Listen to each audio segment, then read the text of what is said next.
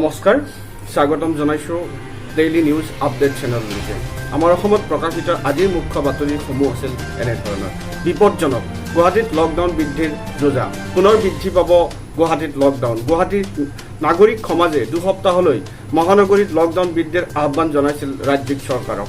নাগৰিক সমাজে আনুষ্ঠানিকভাৱে দুসপ্তাহলৈ লকডাউন বৃদ্ধিৰ বাবে আহ্বান জনোৱাত অন্ততঃ পুনৰ এসপ্তাহৰ বাবে গুৱাহাটীত লকডাউনৰ বৃদ্ধি প্ৰায় নিশ্চিত হৈ পৰিছে। ২ নম্বৰ মুখ্য বাতৰিটো আছিল অখিলৰ মুক্তিৰ দাবীত প্ৰতিবাদৰ আমৰণ অনশন। কৃষক নেতা অখিল গগৈৰ মুক্তিৰ দাবীত তিনিচুকীয়া জিলাৰ পেঙেৰিত বৃহস্পতিবাৰৰ পৰা আৰম্ভ হৈছে আমৰণ অনশন। কৃষক নেতা অখিল গগৈক মুক্তি আৰু চিকিৎসা নকৰা পৰ্যন্ত সেনাৰ তিনিচুকীয়া জিলাই আমৰণ অনশন ৰূপায়ণ কৰি যাব বুলি ইতিমধ্যে প্ৰকাশ কৰিছিল। ৩ নম্বৰ মুখ্য বাতৰিটো আছিল অখিলক অমানসিক নিৰ্যাতন, সৰব আছুৰ মুখ্য উপদেষ্টা। কৃষক নেতা অখিল গগৈ আৰু তেওঁৰ সহযোগীসকলৰ ক্ষেত্ৰত অসম চৰকাৰে গ্ৰহণ কৰা আক্ৰোশমূলক নীতিৰ ক্ষেত্ৰত সৰব ভূমিকা পালন কৰিছে আছুৰ মুখ্য উপদেষ্টা ডক্টৰ সমুজ্জ্বল কুমাৰ ভট্টাচাৰ্যই, আৰু এই কাৰ্যক তীব্ৰ গৰিহণা প্ৰদান কৰিছে।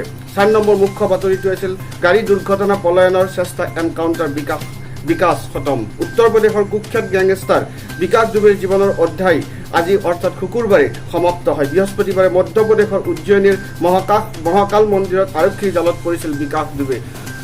সক্ৰিয় ৰাজনীতি নমৰ পূৰ্বে নিয়তিৰ ওচৰত হাৰ মানিলে অশ্বিনী চেতিয়াই। বিগত ২৩টা বছৰ ধৰি সদৌ অসম টাই আহোম ছাত্ৰ সন্থাক সন্মুখৰ পৰা নেতৃত্ব প্ৰদান কৰি অহা আহোম জনগোষ্ঠীৰ লগতে অসমৰ প্ৰতিটো জাতীয় সমস্যাৰ ক্ষেত্ৰত গুৰুত্বপূৰ্ণ ভূমিকা অৱলম্বন কৰা আৰু বৰ্তমান ৰাজ্যিক বিজেপিৰ সদস্য